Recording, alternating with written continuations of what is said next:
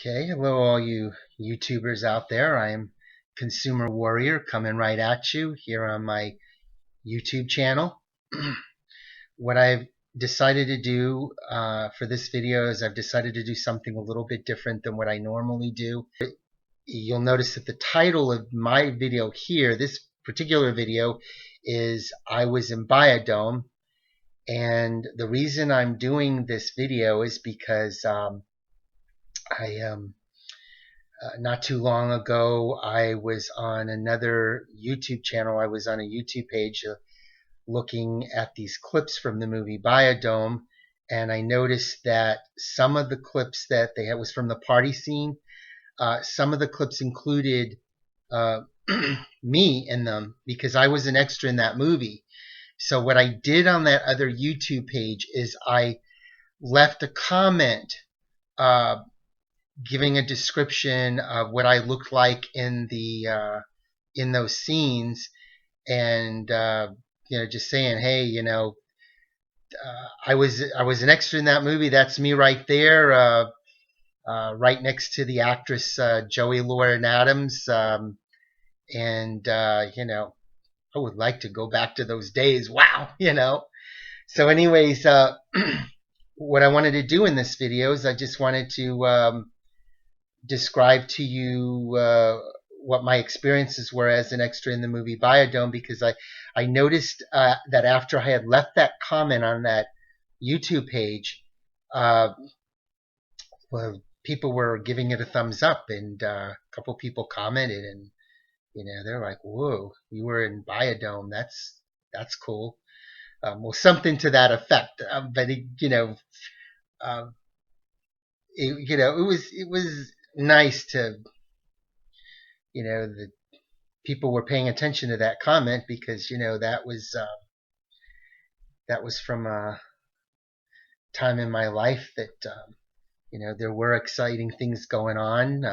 Not to say that there aren't any such stuff going on anymore, but that that's when I was living in Los Angeles, and I was doing things that I normally didn't do when I was living on the East Coast. I mean, I was kind of branching out there and exploring new horizons. So, anyways, first of all, before I describe to you how what happened when I was on the set of BioDome, let me explain something to you about how the movie industry works. This is something that you learn when you become an extra. You learn a lot of stuff. You learn a lot of the terms and everything they use on set and on camera. Now, what I had to do to be in this movie, and this wasn't something where I even knew I was going to be in this movie, but anyhow, I signed up with registered with a talent casting agency. Now, the way that works is you may have to pay a fee depending on a couple of things. For example, if you have what's called your SAG papers, that's the Screen Actors Guild papers, then legally, like the law says in California, that no talent casting agency can charge you any kind of registration fee. Well, those SAG papers are very difficult to get, I can tell you that. And if you're an extra, I mean, it's a catch-22. Now, once you get those SAG papers,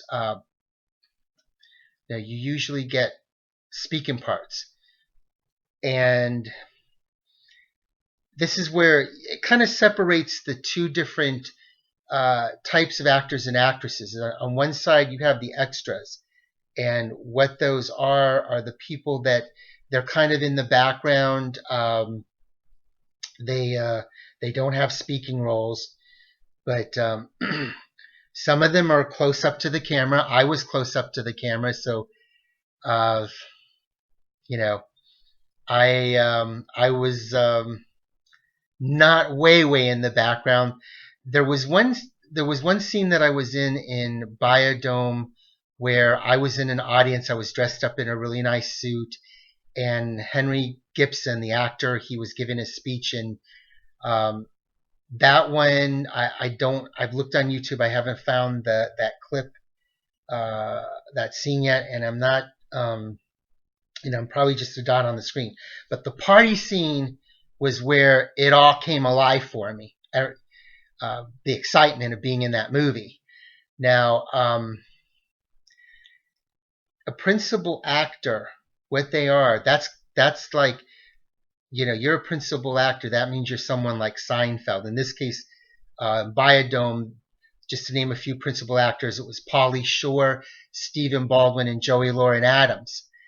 And that's where you get the speaking roles. You're like a very important part of the movie, because you're getting paid the big bucks. And see, when you're an extra, there is a chance that you could get upgraded to. And the way that happens is if you get your SAG papers, you get better roles. You will probably eventually get a principal role. But I did know quite a few extras who they had their SAG papers and they were still extras, but they did get paid good money. I mean, they got better stuff. Now, this is how I found out about this, this opportunity to be in the movie Biodome. This one talent casting agency. I'm trying to remember its name because this is like 2 decades ago. They changed their name to Raising Cane, but they were I'm trying to remember what they were originally called. They had a different name when I was with them, but they eventually changed their name to Raising Cane. What had happened is, see, they had a telephone line that I could call periodically. Excuse me, that had recorded information on it of what they were looking for. And for this particular party scene in Biodome, they were looking for young people that had that kind of party look, mainly 18 to 25 years old. And of course, there were some people there that were slightly outside that age bracket. But as long as you look like a young looking person, like who mainly college age, you look like a good partier, they wanted you. And they had a picture. I mean, they took pictures of everybody that registered with them. And so once I contacted them and I agreed to participate as an extra in the movie, like there was a meeting spot that we all had to go to, and at the time I didn't have a car. I depended upon a public transportation, which I was kind of used to because by the time I moved out to Los Angeles in the early 1990s, I had used the public transportation system to get around when I was living in New York City. And then when I moved out to LA, I used the bus all the time. And a lot of people said, "Oh, you need to get a car." The public transportation it's not as reliable as it is in New York City.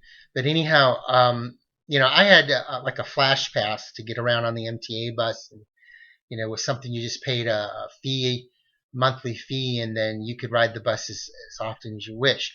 Now, the tricky part about this is that when I got to the meeting point, this was an assignment that we all had to arrive at the meeting point at something like 4 or 5 in the afternoon, and we were going to be together. We were going to be committed for like 12 hours. We would not be getting back to that meeting point until like 6 or 7 in the morning.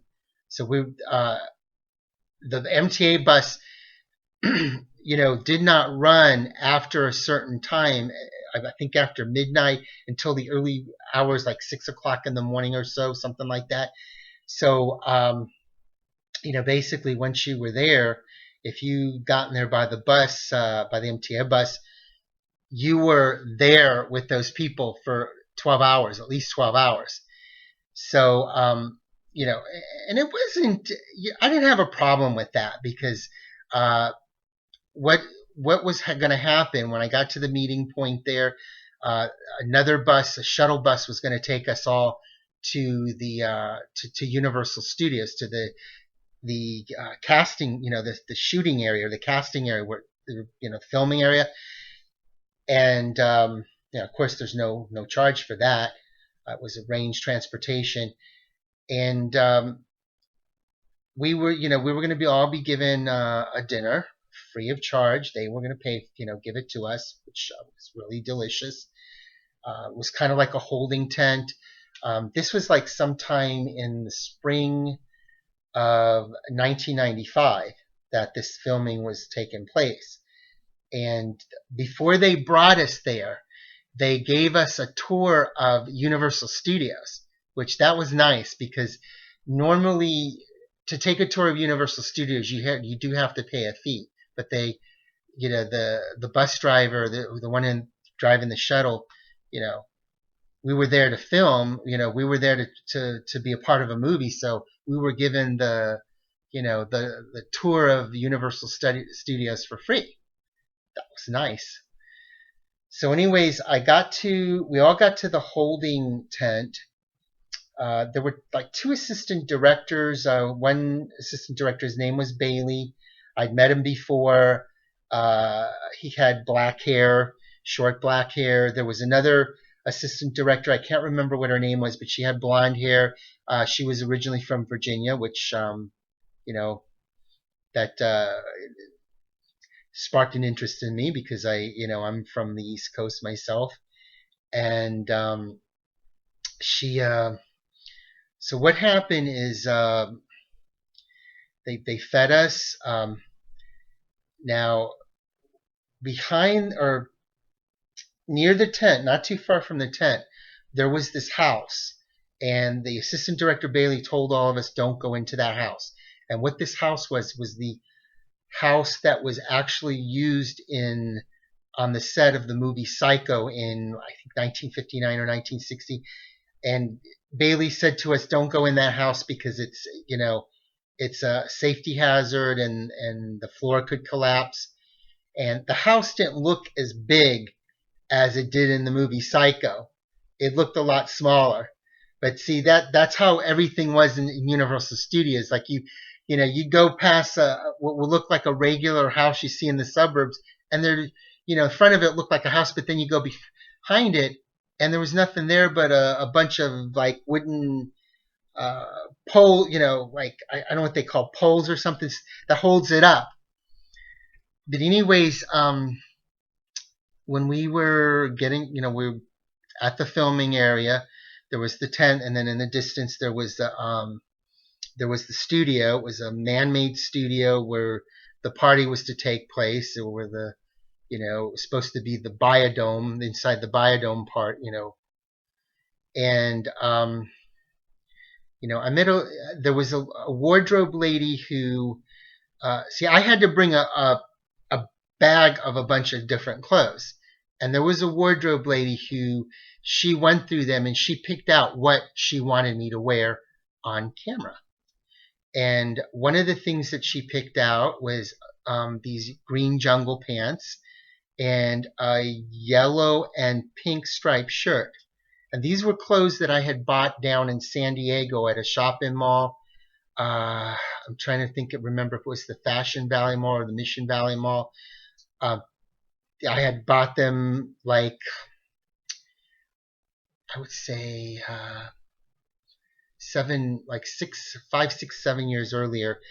But anyhow, she said, she said, wear those. And I was cool with it. I liked those clothes. I liked wearing them. I didn't wear them a lot, but anyhow, we had a security there. So, we had belongings. We put them somewhere. It was protected. Nobody would take them.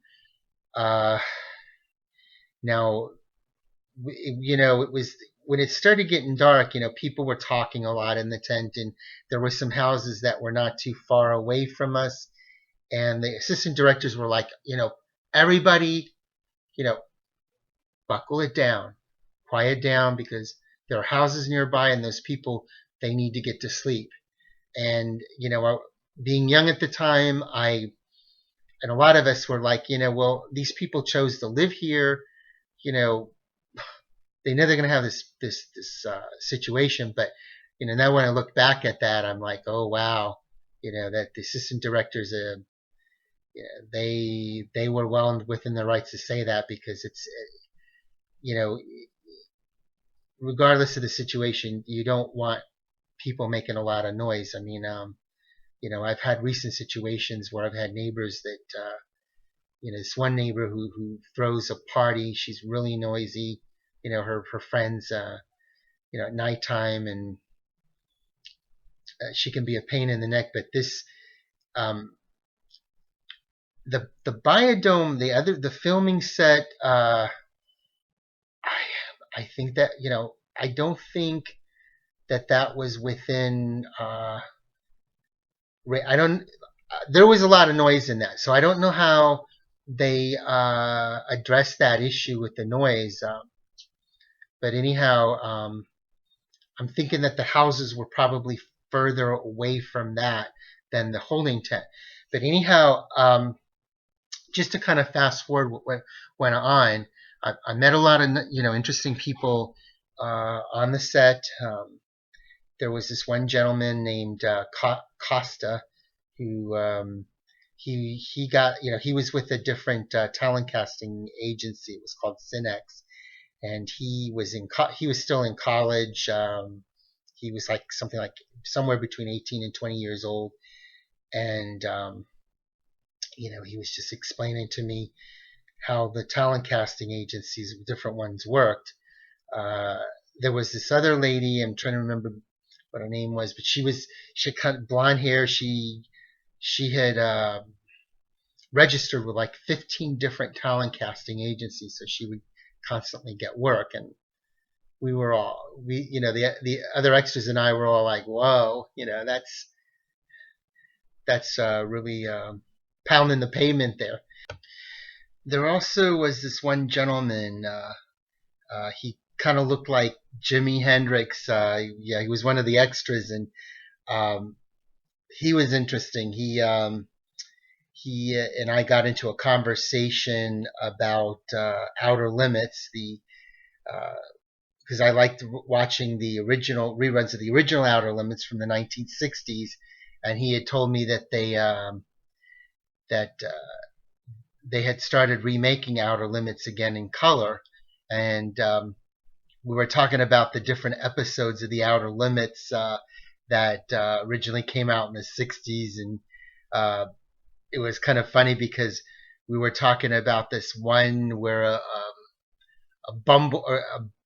wasp or a bee or bumblebee turns into a woman, and this other guy that was standing by, I guess he was like 19, he was just laughing, we were talking about all these weird episodes of Outer Limits. I could tell this guy who looked like Jimi Hendrix. I could tell he was a little bit past 25. In fact, he even admitted that he was 9 years old in 1964. So when one of the Outer Limits episodes had originally come out. So we had all sorts of different people there working as extras on the set. But anyhow, just to fast forward, at the party scene, the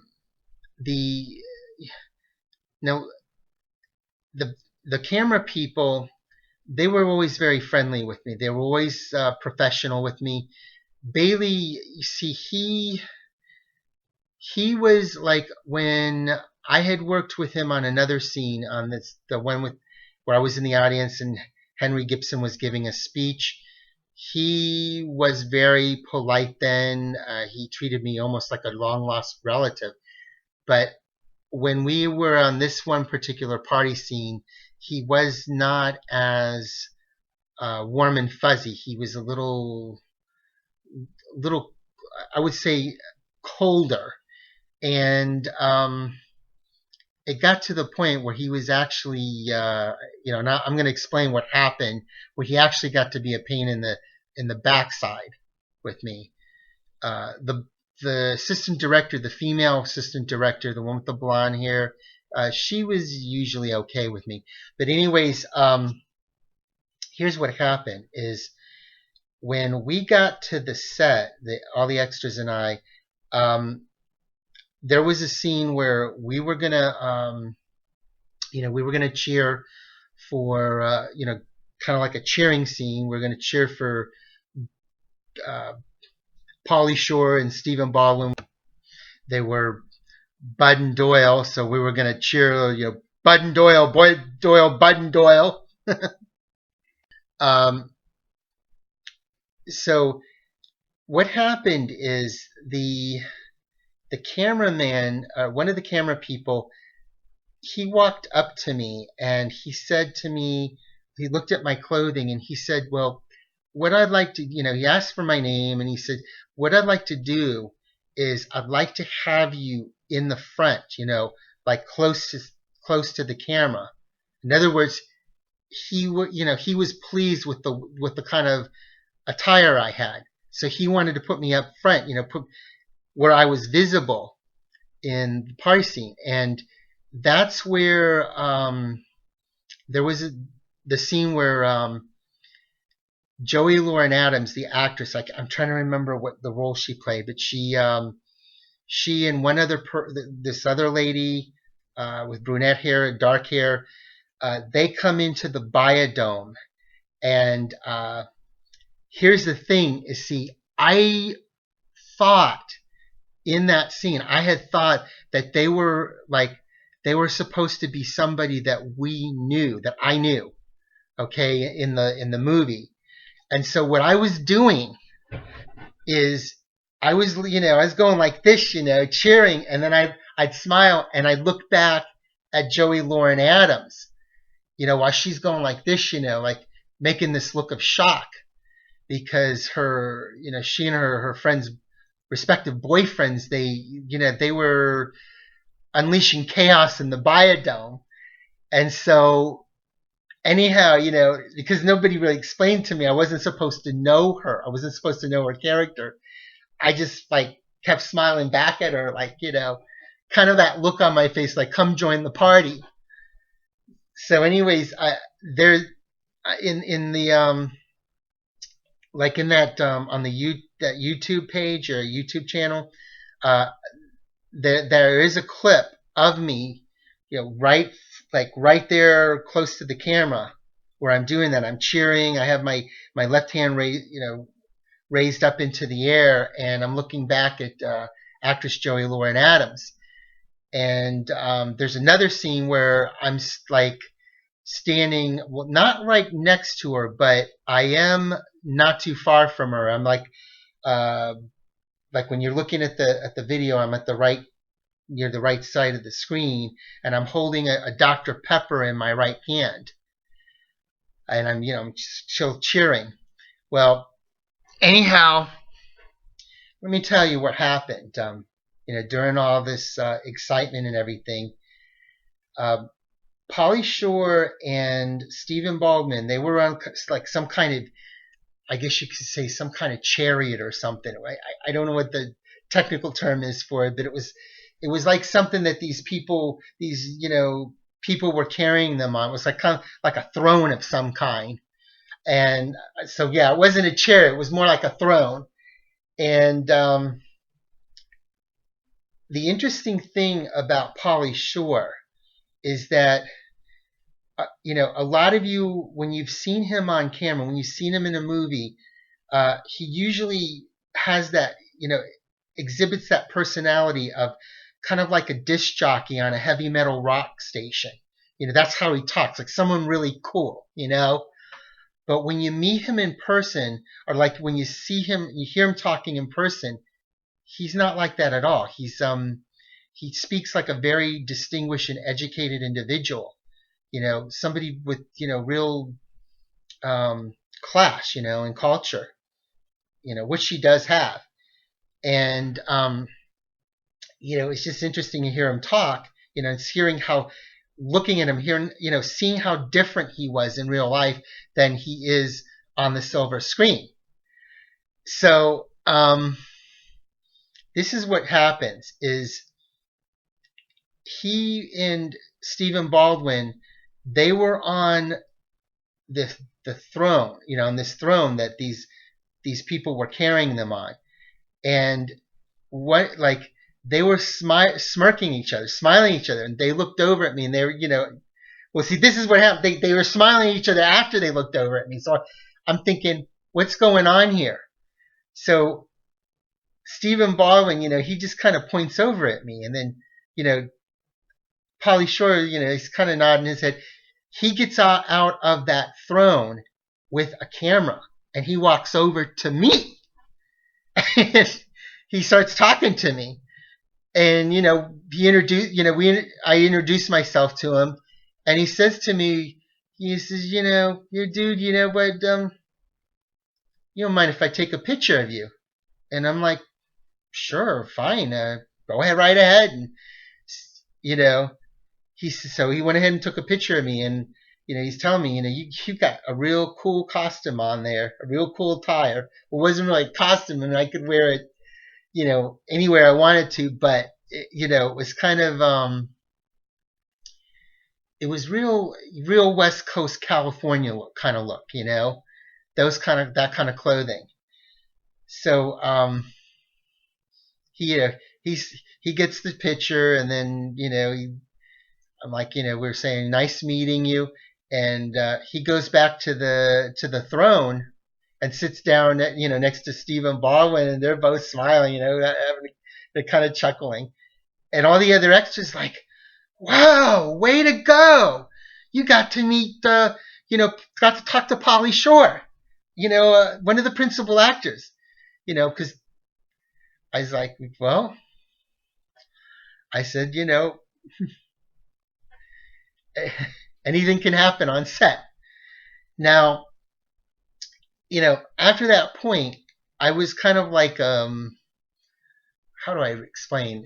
Kind of like popular among the other extras. However, Bailey, the assistant director, he got kind of touchy with me and cold, and he was a little bit short with me before, but at this point, like after this happened, it was like it was like he didn't want me doing that.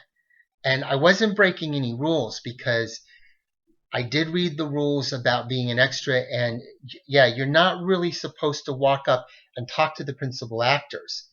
However, if they talk to you, if they want you to do something, then that's perfectly okay. They have the right to do that. Then they want to have a conversation with you. You can talk to them.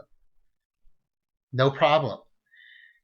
But, Bailey, he didn't like that. I don't know, or it just seemed like he didn't like that.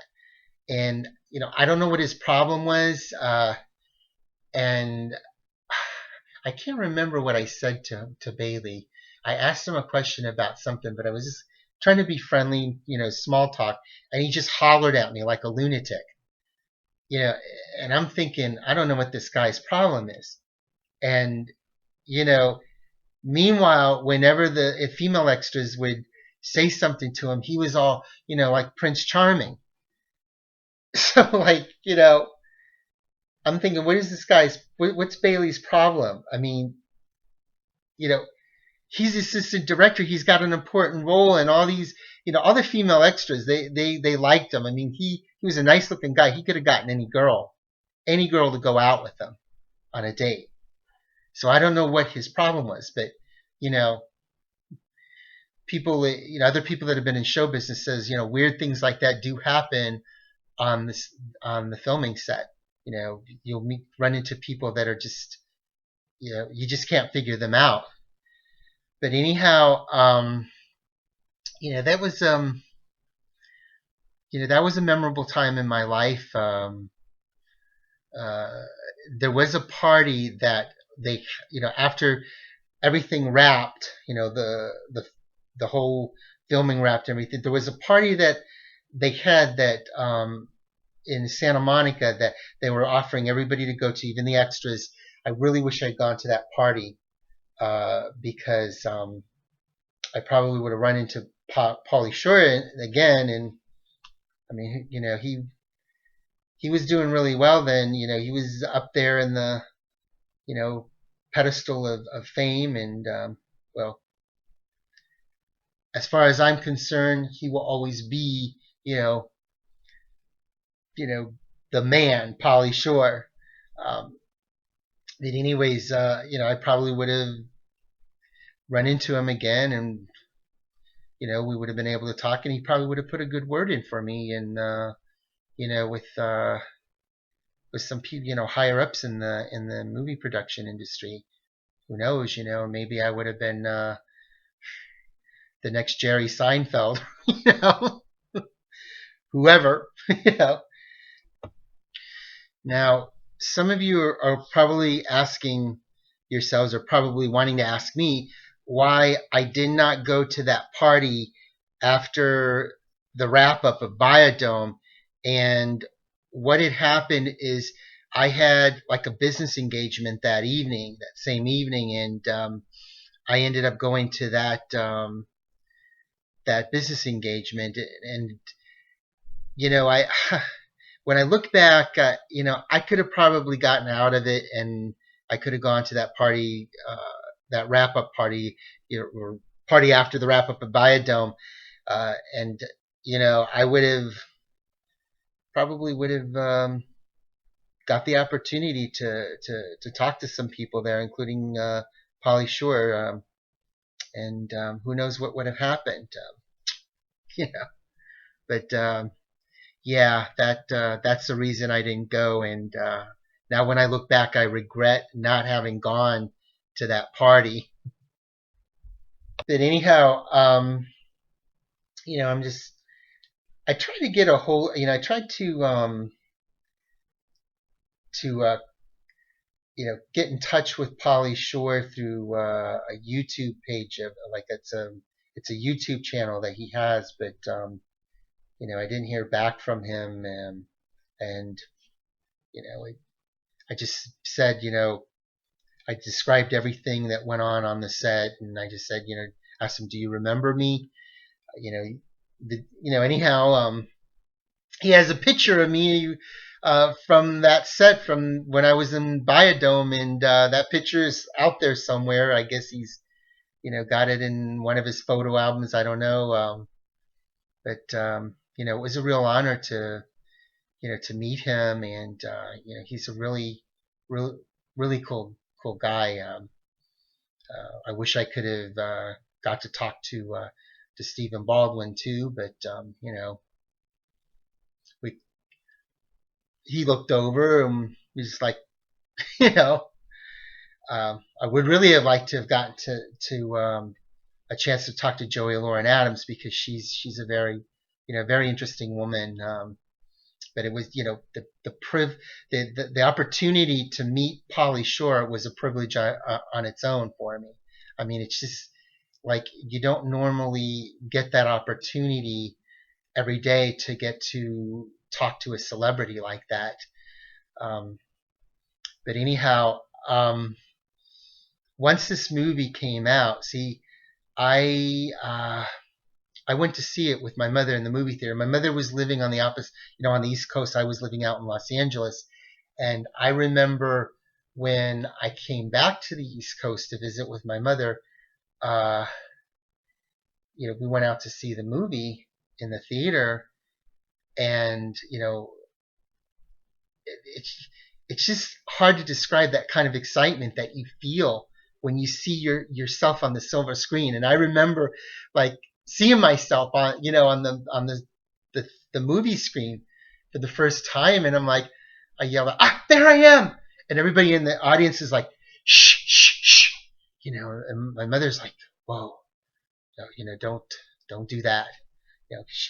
She was happy too. She was excited to see me on the screen, and all, my sister and all my other relatives were like, "Whoa, you were in a movie."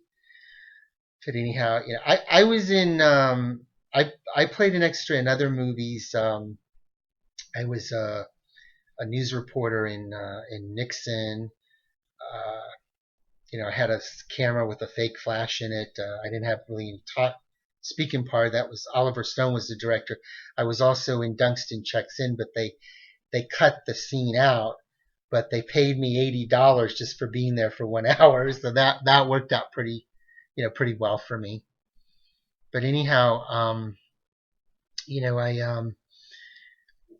when I started my YouTube channel, I just decided to go ahead and kind of surf around YouTube to look for uh, the movie BioDome, for different clips of it, to see that if there are any clips that have me in them. And sure enough, I did find uh, a couple of channels that showed clips that I was in. This one channel that I make reference to, he the YouTuber, the clips that he shows, they're very very clear, and uh, you'll see what I looked like 2 decades ago when you look at it. Yeah, it's like I said in the comment, when I they made the comment on that YouTube page. I wish I could go back to those days. But anyhow, what I'm going to do, if you want to, go to those clips and see what I look like in the movie BioDome, see, exactly where I am in the, on the set, on the on the screen. I'm gonna put like a link that takes you to that YouTube page, and then when you go to that YouTube page, what you're gonna notice is um, I have comments posted on there that gives a description of exactly where to go in that video to the scenes that I'm in. So that's you know that'll give you the opportunity just to see what what I look like in my outfit then, my pink and yellow striped short sleeve shirt and my jungle pants. But anyhow, there you have it. That was my experience in the movie BioDome as an extra in the movie BioDome. Uh, feel free to comment, subscribe. Definitely subscribe. I'd like to have you on board with my with my subscribers. Well, I at least have one right now. I got to start somewhere. But anyhow, it's it was a memorable time in my life to have been in that movie and to have been in BioDome, and I'd just like to say to to Stephen Baldwin and Pauly Shore, particularly to Pauly Shore, because I spoke to him. Pauly Shore, if you come across this video and you're watching, I just like to say hi. And be nice to hear from you. I know you're a busy man, but I just want to say that it was a real privilege to have met you, to have been in a movie with you, and there you have it. That's my my story, my true story about my 15 minutes of fame on the silver screen.